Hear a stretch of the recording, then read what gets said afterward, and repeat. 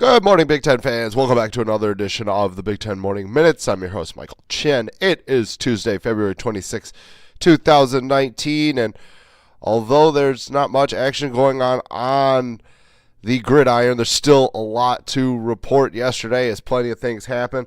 I'm going to start off with Northwestern's wide receiver Cameron Green. Ended up getting on Twitter yesterday, and he sent out a heartfelt thank you to all the Northwestern Wildcats fans, thanking obviously Coach Fitzgerald, the university, the staff, saying obviously Northwestern is a special place for him, but he has to retire due to health injuries, concussion and head injuries. And you're seeing this a little bit more, especially at a place like Northwestern. They're pretty progressive with some of the things that they do there. Obviously, a few years ago, trying to create a players' union. The kids are smarter there. I wouldn't say necessarily smarter than any school that is out there, but they have a little bit better grasp of the bigger picture. And although Cameron Green is not necessarily viewed as a big-time NFL prospect, I think being able to play a sport in college is something special, and it hurts that Green is unable to play, and it hurts the Northwestern football family, but at the end of the day, Cameron Green has to do what is needed for his long-term health, and I applaud him for making that tough decision because it is very tough. You're like I said, you're leaving your family pretty much. You're there with 115 of your other players, along with coaches, staff, etc. You get to know those people on an intimate level, and for you to walk away like that, it's tough. But, obviously health issues are very, very important for Cameron Green. So you have to applaud the young man for making a very, very tough decision to step away from the game. However, there's another tough decision that happened yesterday, and it was to the benefit of the Buckeyes, as Rutgers grad transfer Jonah Jackson decided that he's going to move over to Columbus, decided not to go to Oklahoma and to Texas. And it's really, really big for Ryan Day and the Buckeyes. They lost 4 of 5 starting linemen from last year's team. So they had one returning guy in Thayer Munford, and you're looking at that's huge. Offensive line is huge, and getting Jonah Jackson, who was an all-conference nominee last year, it's huge for them. Look for Jackson to grab one of the starting interior lineman roles, whether it be the left or right side at guard, or even potentially center. And another team yesterday that added some offensive line depth, although it won't be right away, it's to their 2020 class. University of Michigan got a commitment from guard Micah Mazuka. He's a lightly recruited guy right now. He was starting to get some bigger offers. Just recently, Maryland and Syracuse jumped on board with offers to Mazuka. So this is good for Jim Harbaugh and his staff to get ahead of the ball. I wouldn't necessarily say he's a diamond in the rough, because there's plenty of time in the 20 class to get the rankings correct. The National Signing Day for that class is almost a full year away, just a little short of that.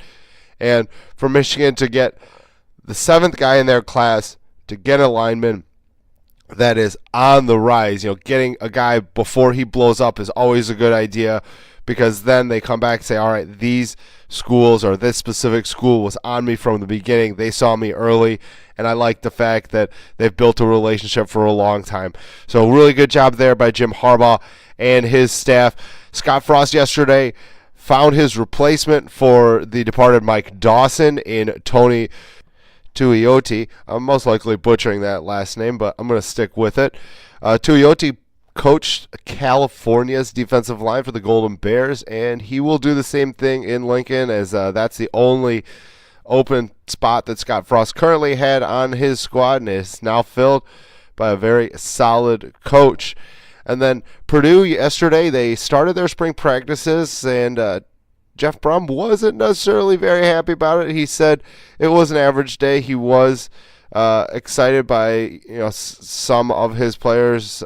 Sindelar, his quarterback, He was saying that he most likely is going to be the number one, and there's going to be a battle for the number 2 spot. And then you've got George Karlaftis. He looked very good. He's the 5-star early enrollee, and Brom said that young man's saying some good things about him. Most likely you'll see that young man on the field this fall.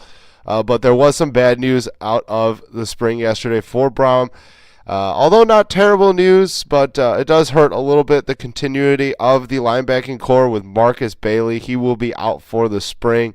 He's a senior, and he had labrum hip surgery, so obviously he won't be able to participate in spring. He'll just be taking mental reps for the rest of the time for spring ball for the Boilermakers.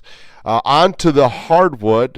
The Big Ten announced their Players of the Week yesterday, and Player of the Week for the conference went to Michigan State guard Cassius Winston. Big-time win going into Ann Arbor and beating Michigan, handing them their first home loss of the season a few days ago.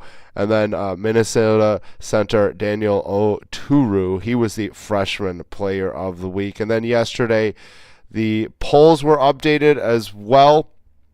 You've got some disparity between the two of them, the coaches and the AP, but it's still, you're looking at just 2 Big Ten teams in the top 10. So we'll start over on the AP side.